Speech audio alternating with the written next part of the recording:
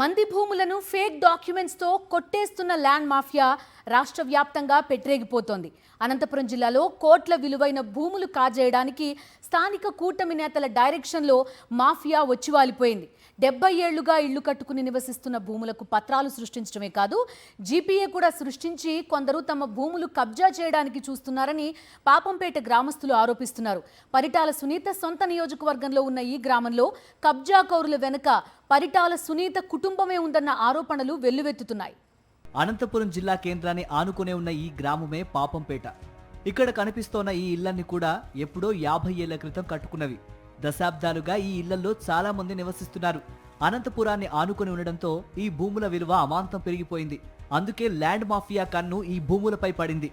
క్షోత్రియం, నెల్లూరు పట్టణాలకు చెందిన దాదాపు 932 ఎకరాల భూములను 1910 నుండి ఇప్పటి వరకు చాలా మంది కొనుగోలు చేస్తున్నారు. అలాగే కొందరు యజమానులు తమ భూములను విక్రయిస్తూనే ఉన్నారు. కట్టమంచి వెంకట్రావు, శేషగిరిరావు, గొల్లపల్లి సీతారామయ్య, రాచూరు వెంకటరామశాస్త్రి పేర్లతో దశాబ్దాల క్రితం ఈ భూములు రిజిస్టర్ అయ్యాయి. దశాబ్దాల క్రితం వీరి వారసుల నుంచి తాము భూములు కొన్నామంటూ ఇప్పుడు కొందరు కేటుగాళ్లు తెరపైకి వచ్చారు. ఈ భూములకు జీపీఏ కూడా తెచ్చుకున్నారని పాపంపేట వాసులు అంటున్నారు. ఈ భూములన్నీ తమవేనని వీరు చెప్పుకుంటున్నారు. దీంతో ఏళ్ల తరబడి ఇక్కడ ఇల్లు కట్టుకుని జీవిస్తున్న వారంతా కలిసి పాపంపేట పరిరక్షణ పేరిట ఆందోళనకు దిగారు. 1952లోనే ఈ మాఫియా భూములు కొని ఉంటే 70 ఏళ్లుగా ఎందుకు మౌనంగా ఉన్నారని ఆందోళనకారులు నిలదీస్తున్నారు.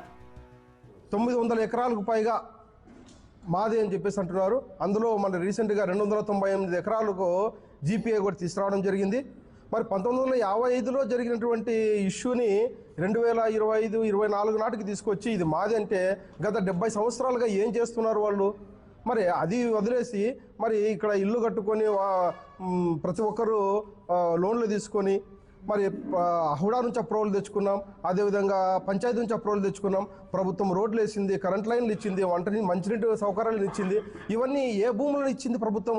అసలు ఈ భూములకు జీపీఏ ఎలా ఇస్తారని ఆందోళనకారులు ప్రశ్నిస్తున్నారు. తక్షణమే జీపీఏలను రద్దు చేసి తమ ఇల్లు, భూములను అన్యాక్రాంతం కాకుండా చూడాలని వారు కోరుతున్నారు. వాళ్ళు వచ్చేసి 1952 డాక్యుమెంట్ బేస్ చేసుకొని వాళ్ళు జీపీఏలు తీసుకున్నారు. ఆ జీపీఏలు మనకు నెల్లూరు సెటిల్మెంట్ ఇచ్చిన భూమిని జీపీఏలు ఏ విధంగా చేస్తారు, సబ్ రిజిస్టర్ గారు కానీ డిఆర్ గారు కానీ అదే మా నెక్స్ట్ కార్యాచరణ మేము దానిపైనే ఉంటాము. సో పాపంపేట భూముల గురించి ఈ జీపీఏలన్నీ రద్దు చేసి మా ప్లాట్లు కానీ మా ఇల్లు కానీ మాకు స్వాధీనం చేయాల్సిందిగా మేము కోరుకుంటున్నాం. పరిటాల సునీత సొంత నియోజకవర్గం అయిన రాప్తాడులో ఓ గ్రామం అంతా ఇలా రోడ్డెక్కి న్యాయం కోసం ఆందోళనలు చేస్తూ ఉంటే స్థానిక ఎమ్మెల్యే సునీత ఇంతవరకు పట్టించుకోకపోవటం దారుణమని బాధితులు అంటున్నారు. మాఫియా వెనక ఎవరున్నారో తేల్చాల్సిన బాధ్యత ప్రభుత్వానిదే అంటున్నారు వారు. ఎమ్మెల్యే అంటే మాకు రాజకీయం గురించి మాకు తెలియదు, కానీ వ్యక్తులైతే ఉన్నారు. మరి వారి వెనక ఎవరున్నారని మనకు తెలియదు. ఈ జీపీఏ చేసుకున్న శ్రీరాములు, వెంకటేష్ చౌదరి వాళ్ళు ఉన్నారు. వాళ్ళ వెనకలు ఎవరున్నారని మనకైతే తెలియదు. అది గవర్నమెంటే చూసుకోవాలి. వీళ్ళు ఎవరు ఏమని వాళ్ళే చూస్తే వాళ్ళకి అర్థమవుతుంది. ఎవరు కబ్జా చేశారు అనేది వాళ్ళకే అర్థమవుతుంది గవర్నమెంట్. కూటమి అధికారంలోకి వచ్చిన తర్వాత రాష్ట్ర వ్యాప్తంగా అన్ని నియోజకవర్గాల్లోనూ ల్యాండ్ మాఫియా ఆగడాలు పెరిగిపోతున్నాయి. బాధితులు రోడ్డెక్కి ఉద్యమాలు చేస్తోన్నా ప్రభుత్వం పట్టించుకోవడం లేదు. కబ్జాకోరులకు కూటమి నేతలతో పాటు రెవెన్యూ, పోలీసు అధికారులు వత్తాసు పలకటం క్షమించరాని నేరం అంటున్నారు నిపుణులు.